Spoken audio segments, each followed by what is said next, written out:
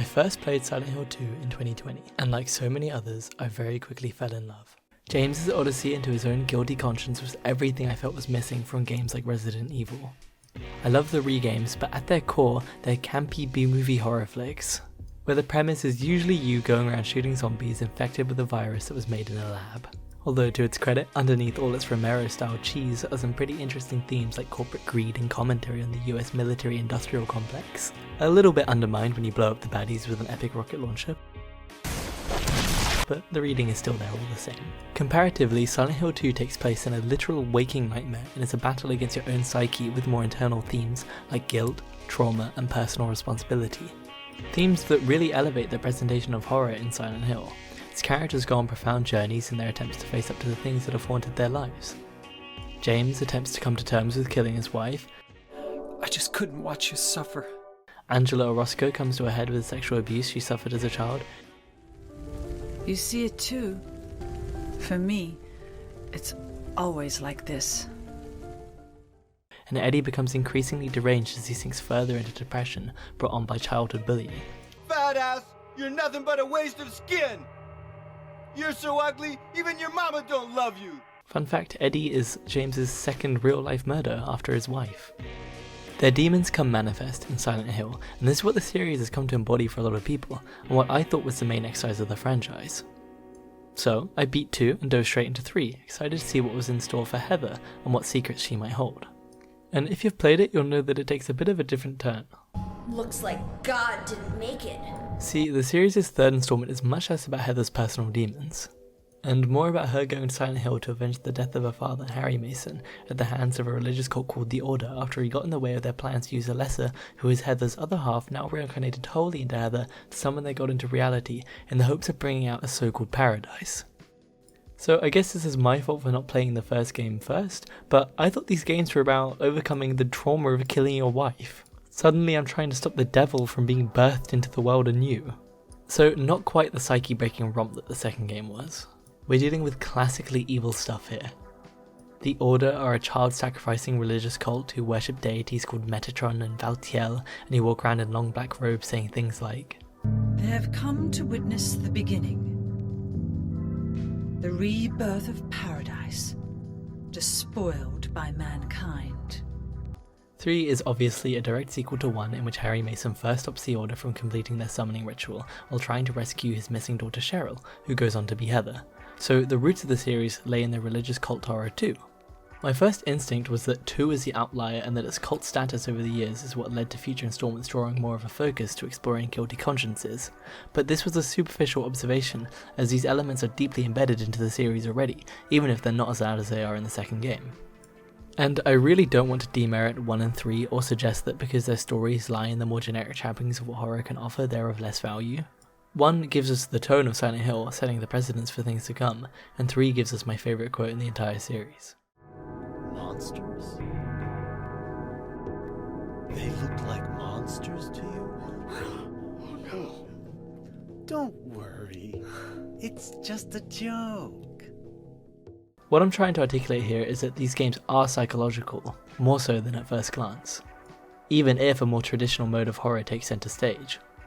What I think is interesting is to look at these games in context to each other, and to explore how one begets the next, how its themes and influences change and retain between the original titles, and what the common through line running across the games are, with the focus being on Team Silent's original vision for the series.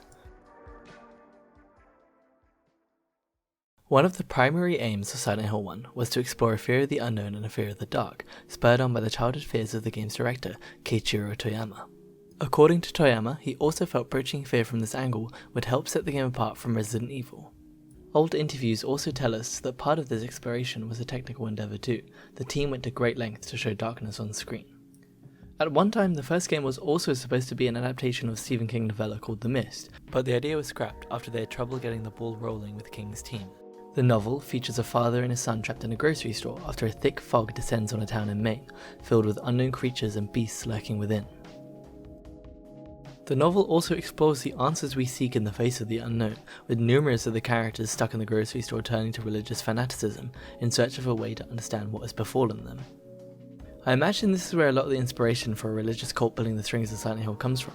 That and the fact that the Order deals literally with the dark unknown in the form of secret rites, hidden deities, and separate realms to our own.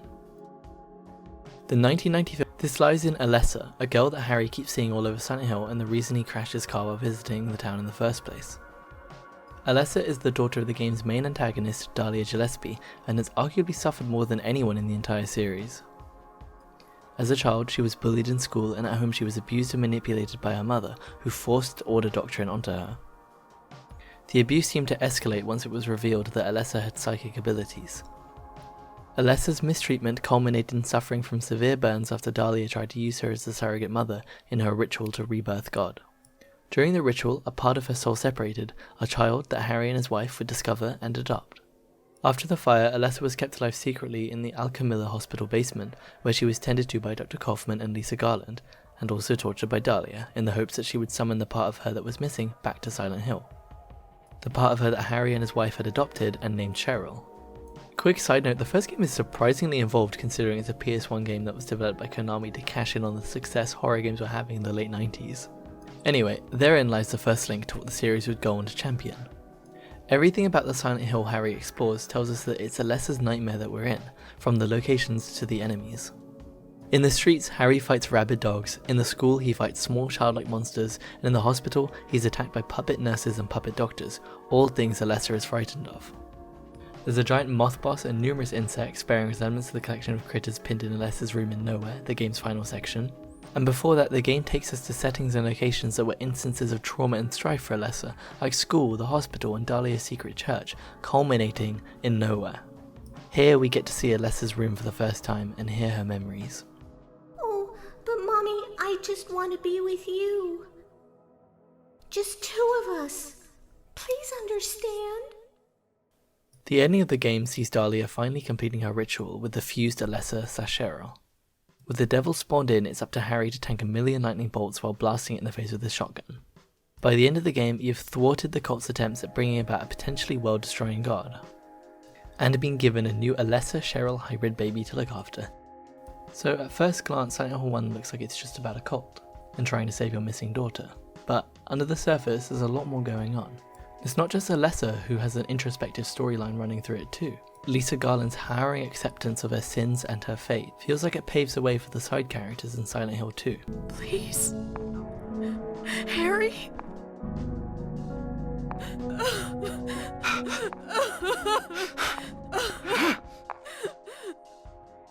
Lisa Garland's final scene is probably my favourite in the entire franchise, and the song that plays during it is so beautiful.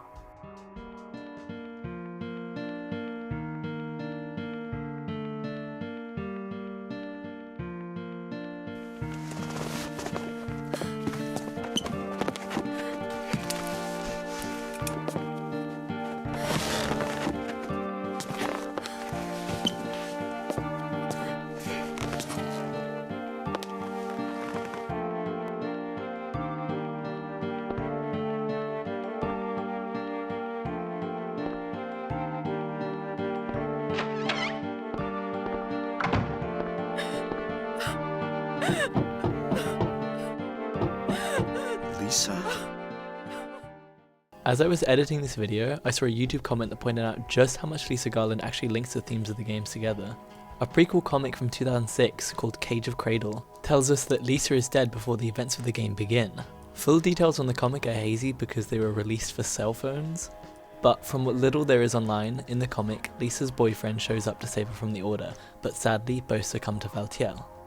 Supposedly in her final moments, she takes out her anger on Alessa before being condemned to the other world. It's highly likely that this version of herself is a manifestation born from Alessa's mind, hence her inability to leave the hospital and her constant battle against her complicity in Alessa's torture, as well as her drug addiction under Dr. Kaufman. The final time we see her is in Nowhere, where she gets her revenge on the Doctor, perhaps Alessa's parting forgiveness to Lisa. It's interesting to consider just how much personal agency Lisa has in these moments, and a parallel can definitely be drawn between Maria in Silent Hill 2, who herself is born from a wish. All this to say, Silent Hill 1 does do a lot in the realms of dreams and the unconscious. What we see in the second game is planted in its original debut. And it's not like the cult stuff is never interesting, but it does feel like sometimes it's there by necessity of the game needing something to spur it forward, also to keep it apart from the other survival horrors of the day.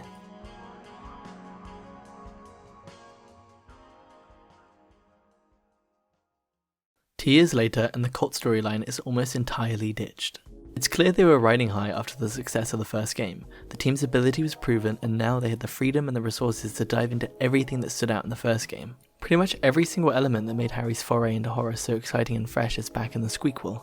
There is a deep foreboding unknown that lingers all throughout the foggy town that is ultimately embodied in the literal holes that James is constantly jumping headfirst into. There's cryptic scrawlings on the walls, and a cast of characters each with their own mystery and intrigue to explore. There's really no clear-cut villain this time either, as Dahlia was, unless you want to count Pyramid Head, but that would basically be like me saying, you are your own worst enemy. Which isn't actually the furthest thing from the truth, I guess? Silent Hill 2 riffs on Jacob's Ladder even more heavily, drawing on its narrative themes of a man reeling from his guilt, as well as Dostoevsky's Crime and Punishment, another important influence to the team. Silent Hill 2's CGI director Takeyoshi Sato is greatly influenced by philosophical works like this. And Masahiro Ito, who's back doing monster design, was a student of the Russian avant-garde. There are so many rich cultural references that fill up Silent Hill 2, least of all its Lynchian approach to its characters and dialogue, which is a big part of why I cared so little for the remake. But this isn't a video talking solely about Silent Hill 2's themes, because there are a million of those already. I don't want to dwell on it, but damn James Psyche, you were crazy for that one. When comparing James's own guilty purgatory to the dream of Alessa we experienced in the first game, it feels like James's dream is primary, whereas Alessa's felt almost secondary. But I can't fault the first game for that, it is left deliberately ambiguous. The main point here is the total lack of cult presence in the second game. There's only a couple of very small instances when they show up. One is that the sign of Metatron, which is quite an integral part of the first game, appears on a carpet at the hotel. But actually this point doesn't stand, because Masahiro Ito has since confirmed that the seal's inclusion in the game was just a mistake. The other big link to the cult, or the only link that I could find anyway, is that of the spectre of Pyramid Head, who was retroactively declared to be Valtiel, as a means to link 2 to the series' overall cult mythos. Declared by the Order as an angel, Valtiel is a creature who possesses the power to manifest itself as your darkest fears, an agent of the Silent Hill we have come to know. For James, this culminates in one of his final fights where he takes on 2 Pyramid Heads at once. Upon completing the battle, they impale themselves on their swords, an indicator that James has overcome a part of his internal struggle. I really like this detail of Valtiel's, that they're not just 100% malicious, which we'll see more of in Silent Hill 3. Anyway, the first 2 games feel the most dark in their differences. Both pull in different directions, almost at odds with each other. But it's clear that 2 cannot exist without 1. Team Silent, now assured of their ability, chose the second game to really delve into their creative influences and create something truly unique to the market. Back then, horror games very rarely looked inwards. It can be tempting to pin the game's differences on the fact that a different writer took the reins, but it's well documented that the members of Team Silent wore many different hats, and though Hiroyuki Owaku is credited as a writer for 2, there was creative input from across the entire team. 2 really feels like their special little baby, especially when you consider how much crossover there is from the entire team. In spite of the fact that there are some psychological themes in the first game, 1 and 2 are definitely the last time that it feels quite so clear-cut in terms of what they're actually about. Because thematically, things take quite a turn when you start looking at Silent Hill 3. In brief, this time, you play as Heather Mason, who is called back to Silent Hill to basically retread the steps of the first game. She is the baby Harry got at the end of Silent Hill 1, and after he's murdered halfway through Silent Hill 3, Heather vows revenge and once again, stops the cult from birthing God anew. This is the point that really surprised me as I was going through the games for the first time. Why were we picking up on a story that was more or less wrapped up cleanly? Especially after Silent Hill 2 that was such an exciting foray into something that the genre hadn't yet seen in gaming. I think what I'm really trying to get into in this section is why would you switch gears so heavily then reverse back into familiar ground? Thankfully, there are some pretty clear reasons to why this is. Reasons which we can explore before getting into the meat of what Silent Hill actually has to say. Though Silent Hill 2 has since become a cult classic, it took a while for audiences to warm up to it. The series' second entry especially struggled in its home territory of Japan, where for fans of the genre, Biohazard continued to reign supreme. It's hard to find exact sales figures, but in 2019, Masahiro Ito shared that Silent Hill 2's slow start on the charts meant that Konami were exploring other options for the third game. Like making it an on-rails shooter? For some reason? This bit into the time and budget of 3, leaving the team with far less freedom than they would have liked to explore Heather's journey to Silent Hill. On top of this, the team was also split between the development of 3 and a Silent Hill spin-off that would become the 4th game. The second game wasn't devoid of criticism on its release either. Some reviewers seemed to take issue with the game's slower pace and strange character acting, as well as the game's more open-ended levels, which I guess is partly why Heather's mission is so much more linear. There were definitely financial pressures from Konami, and that they wanted to recapture the lightning in the bottle that was the first game. Because again, the squeakle didn't take off quite as heavy as the first one.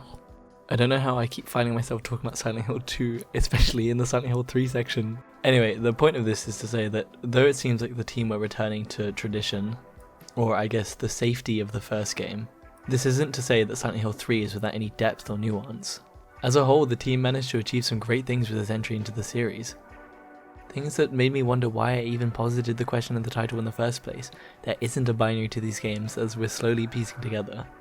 I am so self-conscious with how much of a mess this video is, but I hope we're all learning something about Silent Hill together.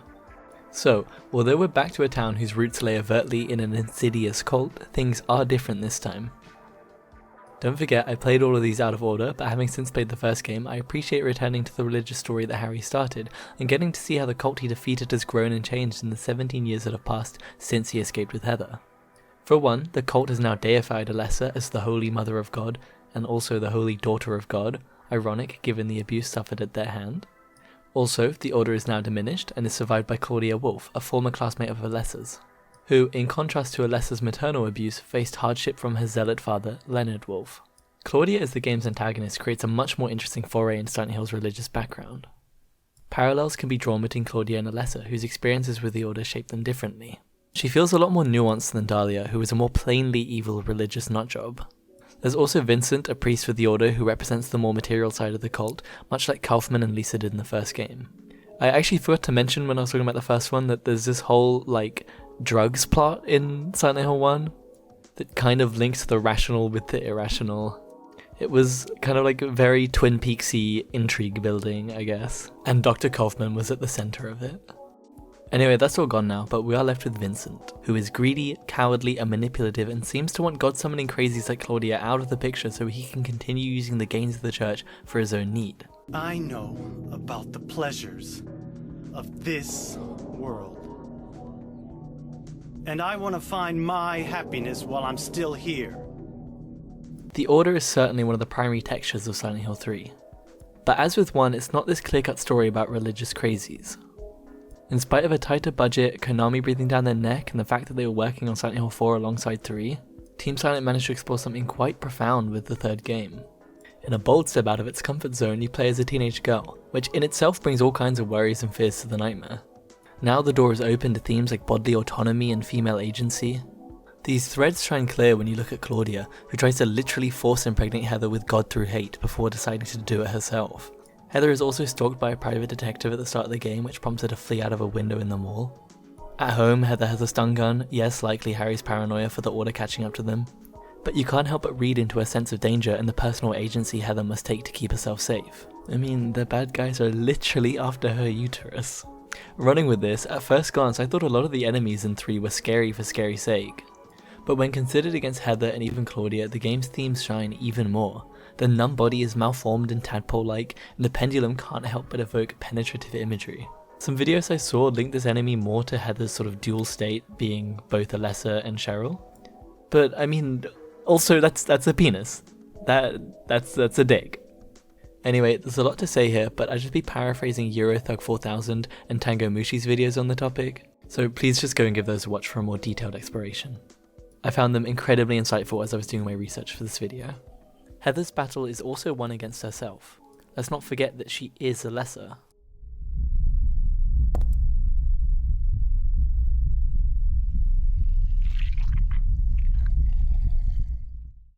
Towards the end of the game you fight the memory of Alessa 2, which is basically just a Heather mirror matchup. Valtiel makes his most prominent appearances in Silent Hill 3. Valtiel of course being one of the linking agents that helps keep Silent Hill 2 in the same mythos, if only by a loose thread. Heather encounters him a lot throughout the first game, on ladders, creeping through vents. He also cleans up Heather's body after she dies, which is nice of him. I really like that Valtiel is pretty much always referred to as an angel. It really makes you think about just how bizarre the Order's religion actually is. And back to what I said about Valtiel's more ambivalent nature, this tweet from Ito suggests that it's Valtiel that takes Heather back to the normal world. I'm not really sure which side of the Silent Hill spectrum to put Valtiel on. On the one hand, he acts as the arbiter of the inner fears that are so present throughout the franchise. On the other, he is a direct consequence of cult meddling. My original intention was to interrogate whether Silent Hill at its core was about a cult or about guilt. And there's so much under the surface that it becomes hard to pigeonhole them. Or more so that I think it would be unfair to say Silent Hill 3 is about defeating a cult when it has so many profound undercurrents. I barely touched on the fact that Heather finds her dad murdered by the Order, an incident so shocking and sudden that all of her emotions, bar hate, are repressed until the very end of the game. What using the familiar framing of the Order does do is allow us to explore themes and ideas that were once again planted earlier in the series, and to evolve upon them. There is great tragedy in the way Alessa was used by people in her life, people she should have been able to trust. And this tragedy, when adapted to Heather, speaks volumes on the experiences of women. There is a really meaningful exploration of loss in the third game too.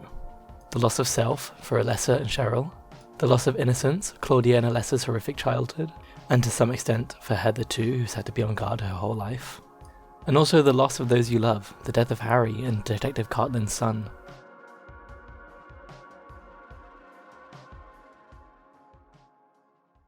Before I get into Silent Hill 4's themes and ideas and how it connects to the wider franchise, I need to point out just what a shift this game is, not just in its storytelling, but in its gameplay too, and not always for the better.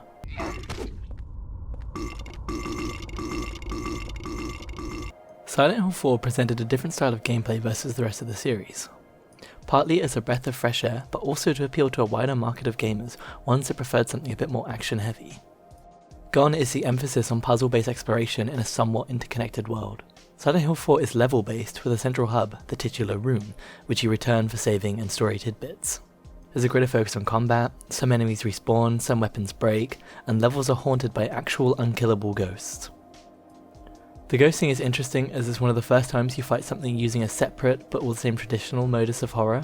It's not really clear how it fits into the wider ethos of Silent Hill, but whatever, it's there. Alessa has psychic powers in the first game, and angels and demons are summoned from other worlds. So fuck it, we can have ghosts. One of the bigger changes for 4 is that the story takes a backseat, with players welcome to take in as much or as little as they like. Though an ambitious outing for Team Silent, it's clear that they were strained here, especially when halfway through the game you end up backtracking through each level again. It's important to remember that the Silent Hill series struggled in its home territory of Japan, and that the team were split between this and Silent Hill 3, and again, this one was supposed to be the spin-off title. If any of the games need a remaster, it would have to be this one. There are so many great ideas present, like in the claustrophobic hub level of Henry's room. It's so creepy and really fun to explore. I'm not against playing through sequence levels too, I just wish the design was more interesting. For example, the hospital level is basically just a long corridor. It's also sparse in puzzles and fetch quests. It's really just missing a style of gameplay that made Silent Hill so favourable to me. I appreciate 4, but it's definitely the roughest. I don't know why I felt Silent Hill 4 needed so much background. I guess it just felt important to point out just how much of a shift in tone this one is. Anyway, in this one you play as Henry Townsend, a man living in South Ashfield. Most notably, you're not initially in Silent Hill. I guess South Ashfield, the room, didn't quite have the same ring to it. But Henry did visit Silent Hill once, and has all these nice photographs of the town up in his apartment. Henry's life is relatively okay, except he's been having bad dreams. He wakes up from one such dream to find that he's been trapped in his apartment. Nobody outside can hear him, and nobody knows he's trapped. There isn't much to do in the apartment besides call the ghost sex hotline or creep on his neighbour through a hole in the wall.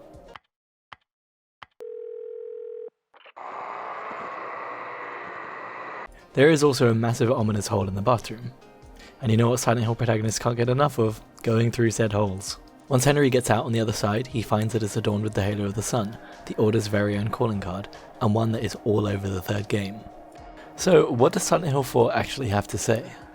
As usual, there are elements of someone's other world at play, and like the first game, it's not Henry's mental that's coming undone, we're caught up in someone else's. A serial killer called Walter Sullivan, whose grave can actually be found in the second game. As a child, Walter was abandoned in South Ashfield Heights, apartment room 302 by his parents, and was found by Frank Sunderland. Hey, that's James's dad. Walter was then given into care. The majority of this time was spent at the Wish House Orphanage, a home close to Silent Hill and a front for the teachings of the Order, which naturally put him on his path of evil. And it was Dahlia Gillespie herself who filled his head with the idea that the apartment where he had been abandoned all those years ago was the mother. His mother. Which explains his urge to return to the building itself. Hanging out at the apartments and being picked on by some of its residents led Walter to becoming more and more deranged and more estranged from society, a society that he had grown to think was sick and depraved. Walter was desperate to return to his mother, and he felt he could do so by completing an order ritual called the 21 Sacraments. This was taught to him by an order priest called George Roston, who was part of the order's Valtiel sect. By instructing Walter in the ways of the 21 Sacraments, Valtiel was allowed to enter his subconscious.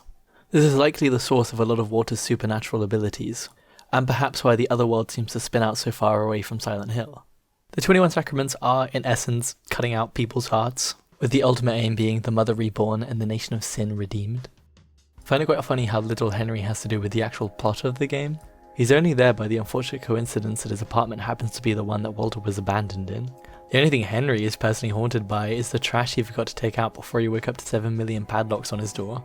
So to reiterate, like the first game, the fears are less about Henry and more about the exploration into the mind of someone totally and utterly deranged. While editing, I realised I forgot to mention that while yes, a lot of the game's fears apply to Walter and his own damaged psyche, another objective of Silent Hill 4 was to simply explore the fear that comes with the loss of safety in space.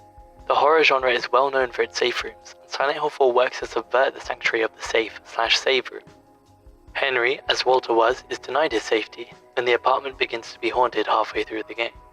I do talk about space as a theme a little bit further on, but I wanted to make a point now that fear is not singular to Walter and his fucked up brain, and that there are simpler observations to be made on fear, like the way a first-person environment is used in the apartment to create a claustrophobic and uneasy space. To hone in on this one further, Henry even has the opportunity to spy on Eileen, who herself is denied privacy in what we can imagine is a space she is supposed to feel safe in too. Henry, and by extent the player, become the feeling you get when you're alone and you think you're being watched. This is a massive part of what Silent Hill 4 actually aims to do, and I don't know why I didn't think to mention it in the first place. Anyway. It's a lot less subtle than the other ones too, possibly because of the desire to lean towards action. There is a moment in the hospital level where a room features a giant Eileen head with eyes that follow you around. This feels like it might have something to do with Henry, especially when you consider the hole in his room that lets him creep in on her. But she also figures into Walter's own past and plans. The Crimson Tomes tells us of a chance encounter between Walter and Eileen years ago in the subway, where she, as a child, gave Walter the doll that is offered to Henry by Walter in-game. She is one of the few people in Walter's life to have shown him kindness. Halfway through the game, she joins Henry, following a near-fatal attack by Walter. During this time, she begins to slowly succumb to him. That boy. He's coming in. Culminating in a death-marching trance in the final level. The worse care you take of Eileen during the game, the harder this section is. This section is another instance where Team Silent can be seen to have taken influence from films. There's a striking resemblance between the final section and the film Event Horizon.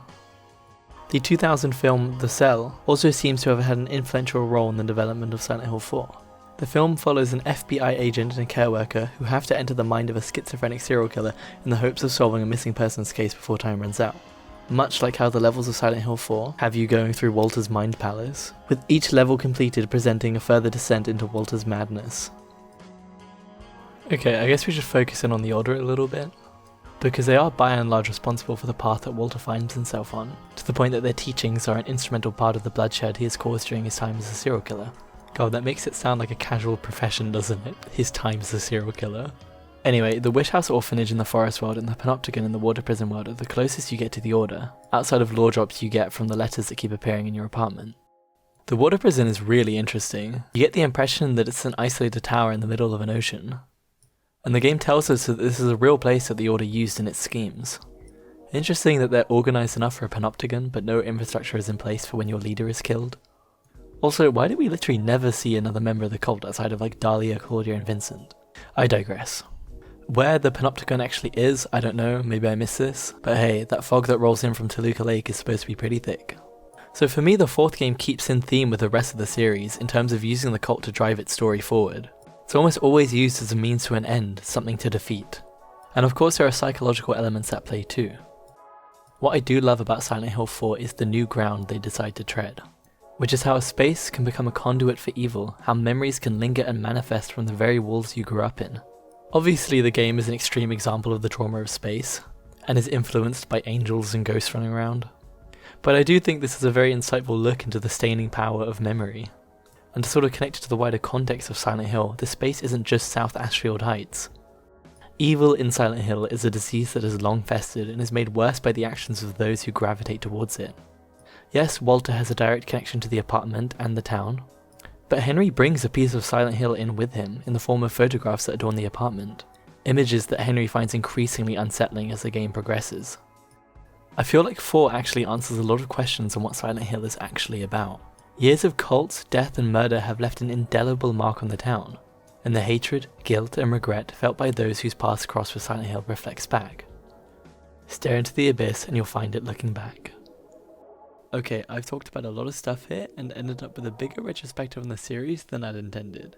This all came about because I wanted to know why the second game didn't feature the Order, and how it fit into the wider context of the series. But in the search for a linking thread, I feel like I opened every door in Silent Hill's wide range of themes and influences. And that link is there in the form of characters, be it players or antagonists in a psyche, as well as Valtiel, an angel manifested into this world by a cult that has long plagued the town of Silent Hill. Something I found myself thinking a lot while I was making this video is this David Lynch quote. Ideas are like fish. If you want to catch little fish, you can stay in the shallow water. But if you want to catch the big fish, you've got to go deeper. Because for a lot of the games, you could just stop at the cold. There is an effective presentation of horror on the surface level. Once you start looking beyond the shallow waters, each Silent Hill game has so much to say.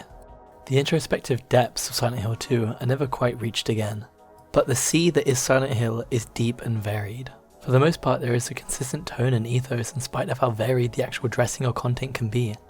I love that Team Silent were never afraid to take liberties or different approaches while they were making their original quartet. These make these games feel so unique and such a treat to dive into.